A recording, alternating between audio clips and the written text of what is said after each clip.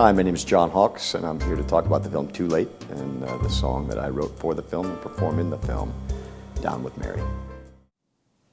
Well, John, thank you so much for joining us here today and for your time. I really appreciate it. My pleasure. Thanks. So to start off, I would love to just, I guess, talk about your background, maybe going back to the very beginning, growing up. I mean, we're here to talk about Too Late and the song you wrote, but also kind of when did, I guess, acting kind of find its way into your life, and then maybe when did music kind of find, was it always there? Did you kind of pursue it? When did it kind of come into your life? Sure. I was raised in the Midwest in a small town in the country. When I was young, we had one channel on television, so I read a lot of books and listened to a lot of music. I can't remember a time when I wasn't amazed by music. I remember music from dreams I had as a little boy, or pieces of and vibe of the music I heard. Again, it was a limited kind of upbringing culturally, but the music I heard was really amazing to me, and the stories that I read in books, and then seeing movies on television, and wondering how those people got those jobs, and did they get paid for that, or what was that all about? I didn't really have any references for any answers at that point. Right. As I got older, I was cast in a play in high school in a real small role, but just loved it, felt home immediately.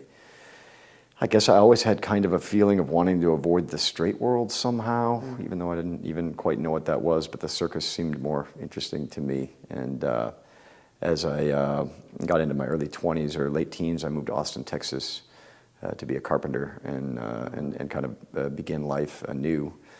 And fell in with a bunch of people older and smarter than me, and made music with them, and did theater with them, and made visual art. I have no formal training as an actor or musician, but Austin, Texas was kind of my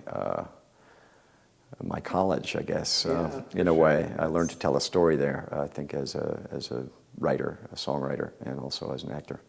And as an actor, I guess, what is the appeal of embodying another character? Because your characters, I love your characters that you create, and each character just feels so different than the last. I mean, what is the appeal as you as a person, as John Hawkes, what's the appeal of embodying another character and becoming someone else? Is that something that you strive to do? Yeah, it's not something that I think about really deeply. I guess it's something that I just feel right doing. But if I were to take it apart a little bit, I think that it can be really a cathartic experience. You can release a lot of tension playing certain kinds of characters. Those dark characters do take a piece of you, though. Again, I'm not a trained actor, but I pretend really intensely as I work, and disturbing things over and over. Your body begins to not be able to tell what's real and what's not. Your mind knows that you're not being killed or doing harm to someone, but your body, if you're pretending properly, feels all that stuff. So I'm careful with the darker roles that I take as I get older.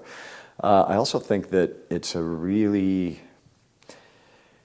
odd relief, maybe is the word, to see the world through another human being's eyes. And an actor is in a unique position to get to kind of to do that, I guess. And once you're finished with a role, does that, I mean, you just talked about some of the darker roles take a piece of you, but does that character leave you forever? Do you ever think back to past roles and go, I remember being that person? No, I remember being that. Is it still part of you, or is it gone? No, that's the thing. They're definitely still Really? Part of me. Particularly a piece of work that I felt was effective, and I felt that I was in proper service to the script and the story, and films that just came off well. There were just pieces of art that I got to be lucky to be part of. Those definitely stay with me. Some of the others I try to forget. And I also want to talk about a little bit about working with directors as an actor. You work with some of the most amazing directors, including one with Too Late. Is it the actor's job to adapt to a director's style, or do you feel it's the director's job to adapt to an actor's style? Because I know you read these stories of there's yelling on the set, there's this. What is I guess, in your opinion, should a director be kind of more open to what an actor can bring and adapt to their style, or is it the other way? Well, I hope that both parties, again, in service to the story they're telling, find a way to be heard. Certainly, the director is God on a movie set, in my opinion. They see a bigger picture than I do. Even if I'm playing the lead role, they see more than I. You've got to trust the director, but a wise and wonderful director is one that wants the best from their actors and wants to hear what they have to say as well. Because in the end, once you take on a role and once you really do make it your own, you begin to feel, and I think a wise director would acknowledge this, that in a way you know your role more than anyone else can ever know it. But that said, you don't know the whole story necessarily, as try as you might, as well as the director does, and what the director, he or she, sees as the overall vision of the movie. And when you're filming as an actor, and you're playing opposite somebody who's in the same scene, how much of, I guess, your success or failure in that scene as an actor depends on what you're playing off of? Is it really important to create that kind of relationship? And do you discuss with the other actor in the scene beforehand? Do you know what they're going to bring to the table first, or do you kind of go in and just react as blindly? Well, your original question is a great one. I try not to pre-plan too much, but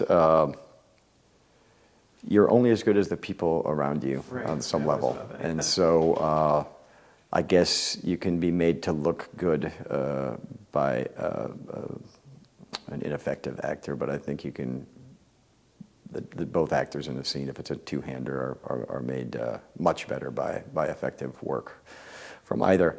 My method, if you will, or what I've what I've invented, I guess, as a way to approach roles through years and years of doing theater and film, learning through failure and success.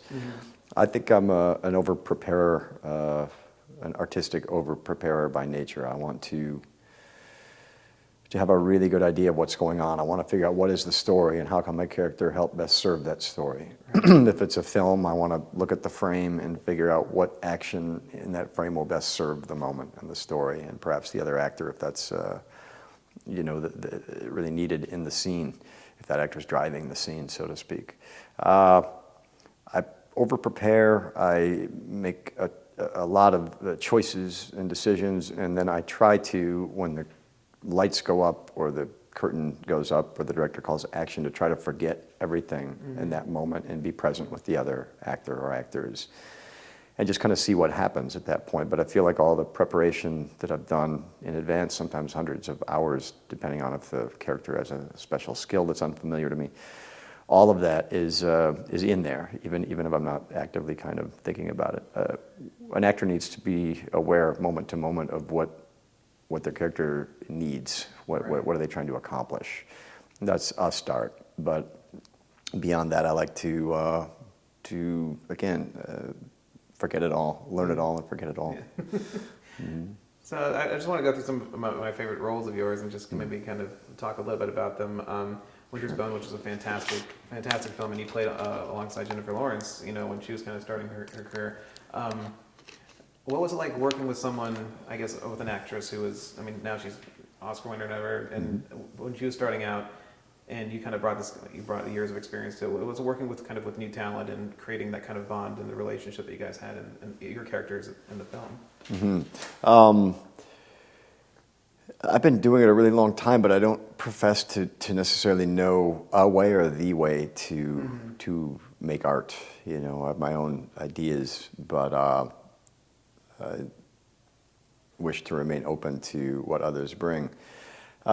She seemed really suited to the part. She was a young woman, and what goes along with being a woman in your late teens.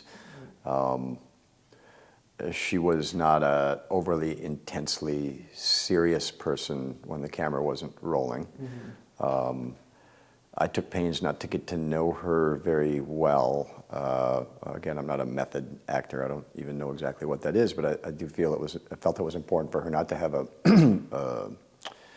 not to know me too well and have a level of comfort with me as a human being. I thought it might be good for her to be a little afraid of me. I didn't really play games around that. I just didn't seek any kind of real, friendship or something like you might with another actor who you're spending a lot of time with. She's very pleasant, and I hope I was too, and she's terrific in the film. But that said, there were also people on that set of Winter's Bone who had never been in front of a camera before. And when I show up in a foreign land, so to speak, in an area that I didn't grow up in, and I'm not incredibly familiar with as much research as I may have tried to do in advance, I look at those extras and those people with one lines who are local as experts, as teachers. They are of the land, and so in that case, I tried to learn from them. I certainly didn't think, why is that person in the movie? They're not an actor. Quite the opposite. It's like, why am I here? These people belong here, and how can I be part of what they're doing? Yeah, absolutely. Another one that I love is Eastbound and Down. A lot of people love that show. And how do you, I mean, when you're working with Danny McBride, like, you have such a composure and you're known for your dramatic role, but working in those comedic scenes and everything, what was kind of the play that you had off with working with a proper comedic actor like Danny? For sure.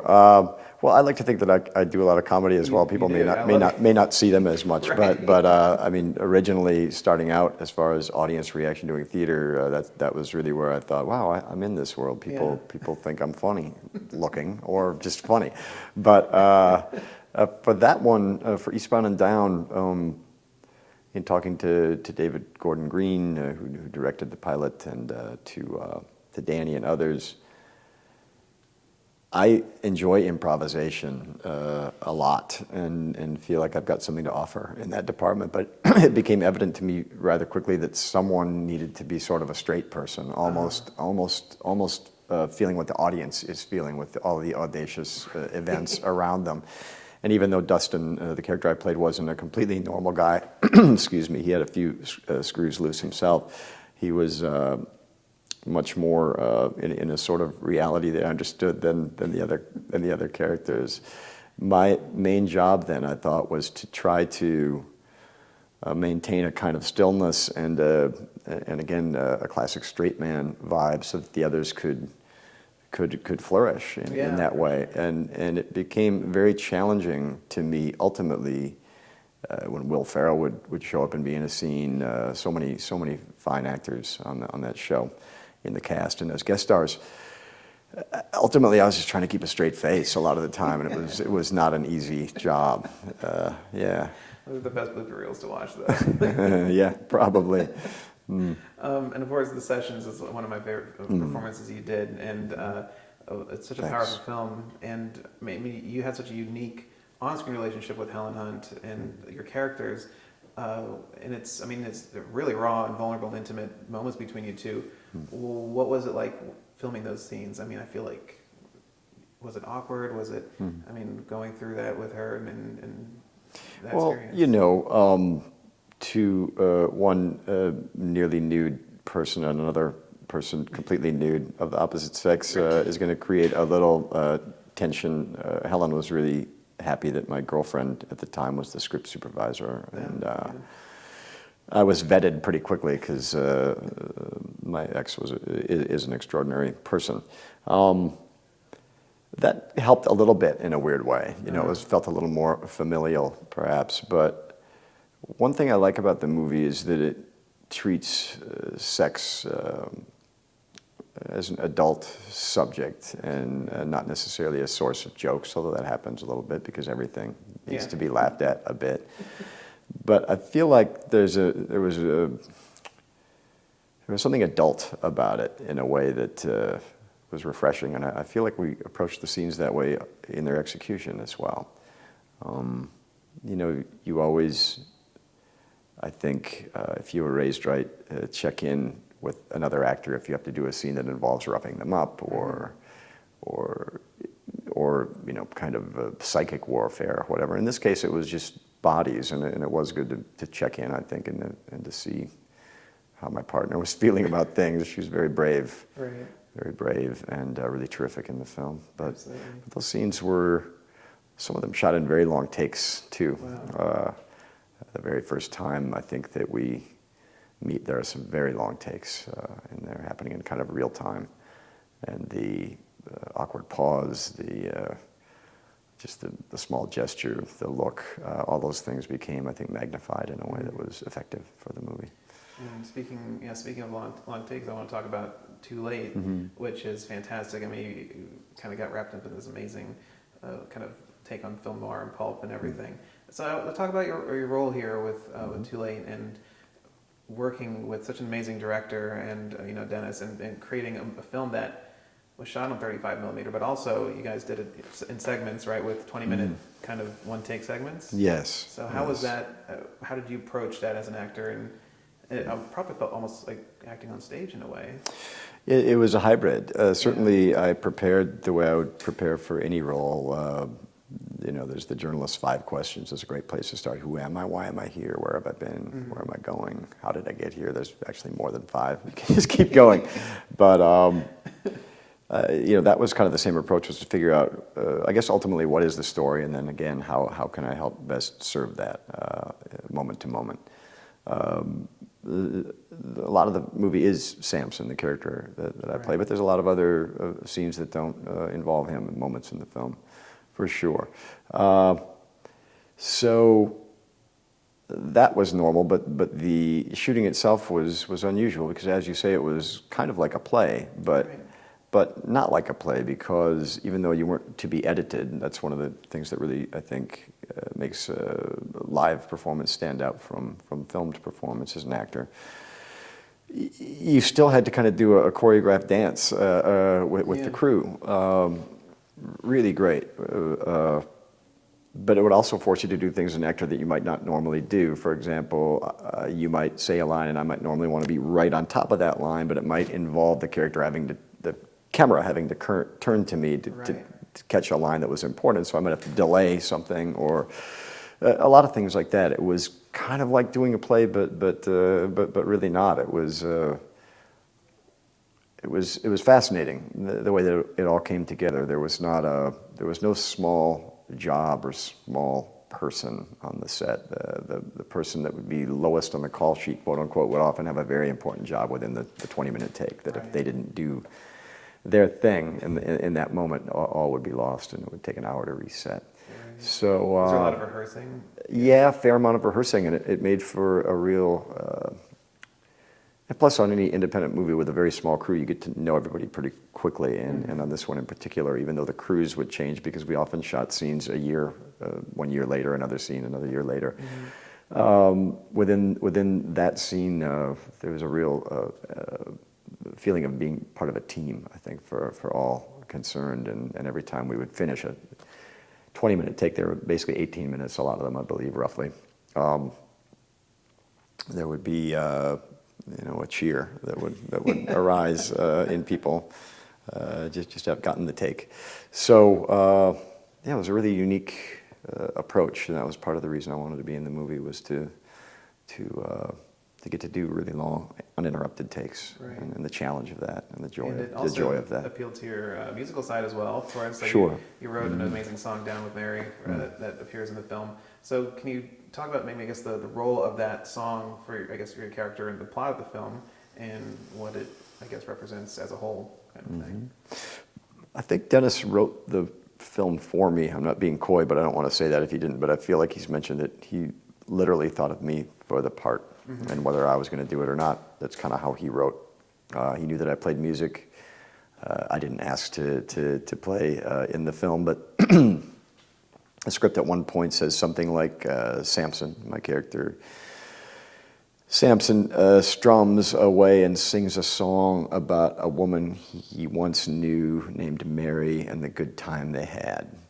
So that was really all there was on the page. And I wrote a song that Dennis didn't really love. He wrote one that I didn't think I'd be able to really memorize. And this song happens, it was our very first thing we did. It's the second scene in the movie, but it's the very first thing that we got together and shot as a group in making the film. And it was the most ambitious. It starts in a club, it goes into a dressing room, there's a small fight, it goes out onto the street, always following my character. He walks down the street, smokes a cigarette, puts it out, goes inside, a band is playing, a bunch of other things happen. All of this is happening live. And then at the very end of that take, here, play us a song. And so I wanted it to be something that I was comfortable with. Right. So then I wrote another song that was kind of an old-timey waltz, and it was fine. But the very first thing I'd written, Down with Mary, for the film, I thought would be right. I knew that I wanted a late night kind of feel. I wanted a simplicity, yet some pith. I wanted the song to offer a small clue as to the overall mystery of the film, which it does. And I felt it would serve best if there was a sort of mood and vibe and feeling that was akin to the location and again the time of day, closing time at a bar. So I put those things all together and wrote this song, Down with Mary. Now Dennis again passed the first time. I happened to be recording on another project, working on some other songs. I brought my buddy Corey in to play violin on those songs, and I said, hey, listen to this song, or just play along with me on this one, and we demoed it really quickly, just kind of nothing, and I wanted it to sound like he didn't know the song, which he really didn't. There goes my rod. And so we just kicked out a demo in less than an hour, and I brought it to Dennis, and he told me that he listened to it, I think, 50 times in a row or something like that. He fell for it. And Corey Simeone's a phenomenal violin player, so that might have been part of it. And then I worked Corey into the film in Sally J's band, the band that's playing as I walk into the second bar. And as I play the song, they're all packing up equipment, and Sally and I are just kind of sitting there and playing it for her and singing. And for the character Dorothy as well, which is a very important part of the scene. And I had Corey kind of unpack his violin and join in, and I think it's really effective in the film. And now I'm in a band called Rodney John, and now we've done it's been a lot of versions of this song. We've now done a more lush orchestrated version with cello, viola, violin, and then the standard guitars and bass that we would normally have. No drums, which is really odd for us. We're kind of a form of rock, but this song didn't need them. And so, yeah, now the song's got another new life, and I hope people like it. Soon, right? Sure, we'll be playing at Harvard and Stone on December 12th, Monday night. I'm not sure when this will run, but if that's of interest, there you go. And we'll be playing that song that night, and we're also putting our version of Down with Mary in a video that we're working on that will, I think, come out right around the same time as the show, December 12th. Very cool. Rodney and John, Harvard Stone, December 12th. So talk about being in a band. I mean, a completely different world than filmmaking and acting. And it's a team thing. It's a camaraderie. Your ride's coming back again. But so yeah, what's it like? We'll wait for it to pass. But so yeah, what goes into being part of a band, and is it all about who brings different aspects to it, and how do you kind of define your sound? Well, I've been playing in bands since 1982 in Austin, Texas, off and on, and then in solo if I wasn't in a band. So right. I've been playing live music in front of people for a long time. We were talking earlier before you started rolling about kind of the theories around performance. All that kind of thing really interests me. Right, yeah. I think that the best bands, or the bands I like the best, and the bands I've most enjoyed being part of, don't really limit themselves to a genre or a category, nor do the songs themselves. When I started out here in LA, if you had one song in your set that went bump, bump, bump, bump, like a Johnny Cash kind of opening, you're a country band. Whether you played metal and polka the rest of the time, you're a country band. But that doesn't scare me. I like all kinds of music, but I prefer to just write a song and let people tell me what they think it is. I don't necessarily, again, want to cram the song into some box in order to make it work. And the band's the same way for me. I feel like I want to play with people who strive for perfection that doesn't really exist, but to get as close as they can to it within the parameters of their skill.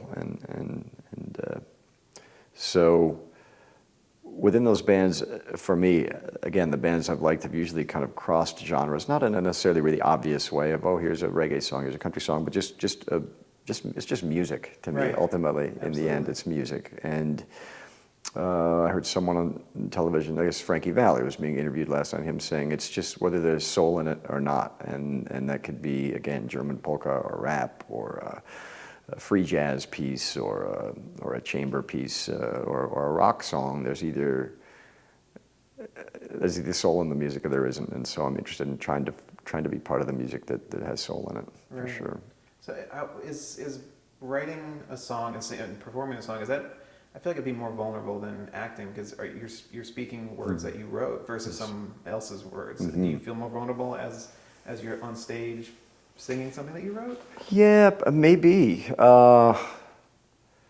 That's an interesting question. I think it's one of the real joys of being a songwriter who acts a lot, is that as a songwriter you do get to say what's inside of you, right. which is not often the case when you're acting.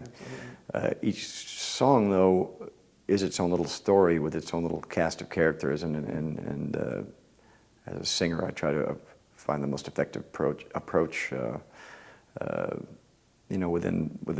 within that song, or what that song needs.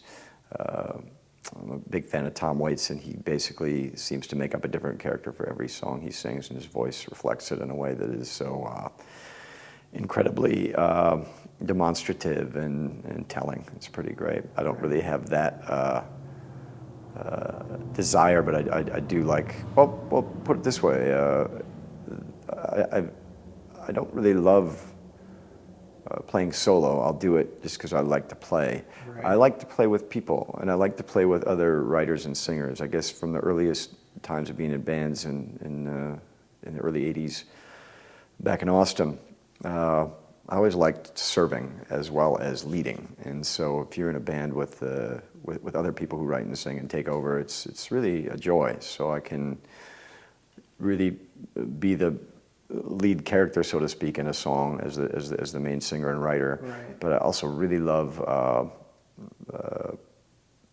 singing background on songs, providing harmony, providing texture with my guitar, or even just laying out.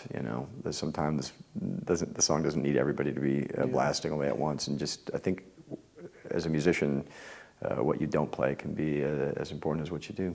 Right, absolutely. And when you do you set out to write a song, or does it just come to you? Does it just It's different. happen? It's different every time.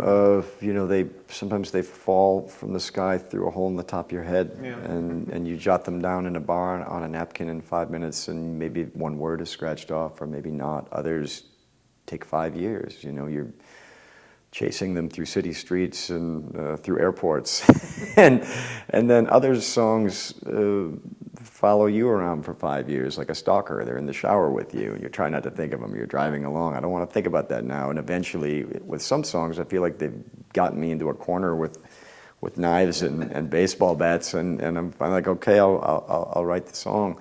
And they often come out kind of fully formed because they've been in you for 5 years, just in a way that you hadn't ever quite put together until that one moment when they got you in the corner, and you write it out, and it comes from you. But there's no one method for me at all. Yeah. Does it usually melody pop in your head first, or is it usually a lyric? Is it usually something? Again, it's different every Different time. every time? It really is. It really is. I just had the experience of writing. I just completed a photography on a film called Unlovable, which is an independent film, and for that I play an agoraphobic garage musician who meets a woman in the guest house, and they begin to play. And so I had to write several songs and several pieces of songs. It was probably, I don't know, a dozen music cues. That was really, really fun, really, really challenging, and then to get play and record those songs as well. I was kind of a guy, 4 tracks in his garage. But some of those songs had lyrics in the screenplay that were usable. One was a complete, verse chorus song that the words seemed correct for, and so it was really interesting just to write for someone else's words. I've certainly co-written with people, but to have something that's already there and probably was written a year ago on a page, and then make something again to serve the story was really enjoyable. And then other words were just kind of placeholders, and I was free to just completely replace. So there were several things that are completely original. But it was a really, I guess what I'm getting at is that project kind of encompassed all the possible ways that I would write a song, and it even had one or two very old songs of mine, per the story, things that you would listen to that I'd supposedly done long ago. So I just took things I'd done long ago, and they picked what they liked. But a lot of it was original material, and it was great because there were the things where the words came first, the music came first. Someone already else wrote the words, I'll add the music.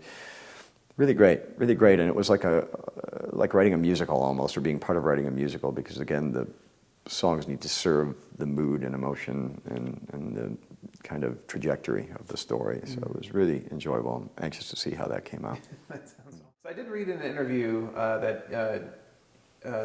maybe it was a year or two ago, that about just becoming more recognized, and that people walking up to you in the street, and that you don't like the fact that people maybe know you as a person, but you rather have them know you as the character in the film. And like, oh yeah, there's John Hawkes, he's playing a good cab driver, versus, oh, that's a good cab driver. I think that was a quote or something like that. Is that still kind of how you feel? Well, it kind of had to do, I think, with knowing too much about a performer, a musician, whatever. I like mystery, and it's really difficult to find in the digital age. So as we sit here and talk about you, I understand, and I do this for this. I'm happy to do this. You know, a wonderful gentleman as well, and a really good interviewer. But you know, it's probably the least favorite part of things. But I choose to be here. I'm happy to be here. But for me, the less, I guess, of this that I do, the less that I'm on a talk show, the less. You know, radio and print are different, but this is a different thing. This is, you know, people learning about you, so to speak. I just feel like the more people know about me as an actor and musician, the less interesting the work can become potentially. I guess the quote you were reading was my saying something to the effect of that there are some incredibly great actors who are movie stars, some really fine men and women. But if I learn too much about them from seeing them too much in the news and too much on talk shows I'm flipping by or whatever, then when I watch them act, I might say, wow, that movie star is doing a great job being a cab driver, when hopefully I'm on screen behind the wheel of a yellow vehicle. They go, there's a cab driver, instead of, and maybe like I sort of think I know who that is, but I don't know for sure that that's the guy with 6 wives and 4 chihuahuas, and who fights for clean water in you know, overseas or whatever. All great pursuits, but for me, I'm trying to, you know, have as little of me out there as possible. Hi, how's it going? How are things? So everything I've said so far is completely untrue, basically. As an actor, can you watch your own films? I know a few actors don't like seeing themselves on screen. Are you able to sit there and watch yourself and enjoy, or either critique yourself? I mean, what do you do when you're watching your own film? Yeah, I haven't seen everything that I've been in, but I've seen most of what I've been in, because I'm interested in first the story as a whole. How is it different from how I read it? How does it feel differently from how I read it, or how does it reinforce my hopes when reading it?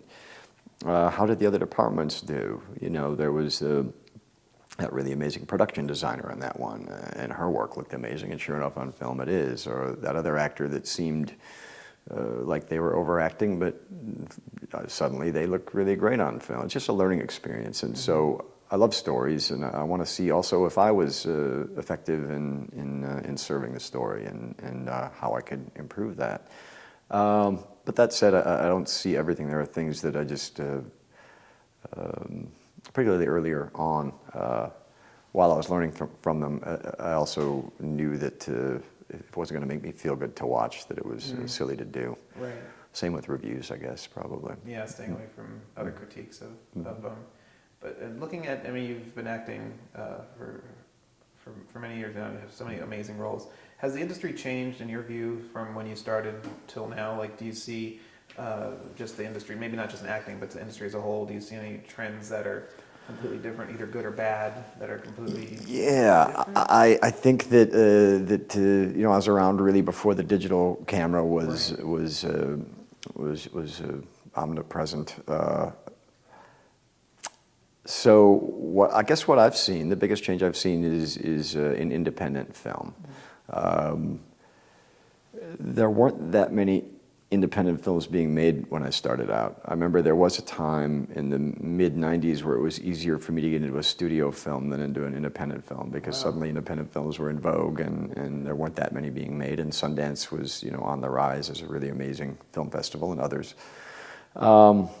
So kind of what happened is that because there weren't that many independent films, and the people who were working on them were people who'd apprenticed and kind of been at the top of their game to try to get those positions on the film. Because now there are so many movies being made, and anyone can kind of pick up a camera and make a movie now. I do end up working on some independent films that lack the grace and organization that was once in those kind of films. You might have a person heading a department, props or something like that, that has never really done it before, or didn't learn that it's a difficult job that requires a great deal of forethought and then a great deal of work while on set to make sure things are functioning properly. So there's a lot of, I guess, younger people, again, without a great deal of experience sometimes, and that can make for an interesting situation. I'm trying to just roll with it, but I do miss kind of the grace of independent filmmaking that existed 20 years ago. So I guess to kind of wrap things up, at this point in your life and your career, do you set goals for yourself, or is there something that you haven't accomplished yet that you would wish to do, anything on your bucket list, or do you just kind of take it one day at a time and see what the next day brings? Yes. I do know this, the older that I've gotten, I feel like the less that I know for sure, the less absolutes there are in my life, and I hope the wiser I am for it. I certainly have musical kinds of goals, I think, but they're loose, just to try to get the music that I make to as many people as possible, while still kind of on my own terms and our own terms as a group. Right. I really am more of a day at a time guy, because in the end, I don't have anything like that I can say I want to do this for sure, or this kind of part. I've just been so lucky to get to be part of things that are enriching and enjoyable, and that's kind of enough, just to keep finding musical projects and acting projects and art projects that interest me, and they just seem to keep coming, knock wood. So well, I think they'll it's be a good thing. For quite some time. I've enjoyed your work Thank you. and your roles and your music, and just want to thank you again for sitting here tonight. It's been such a pleasure. Really fun. Thanks a lot. Thank really great. Thank you.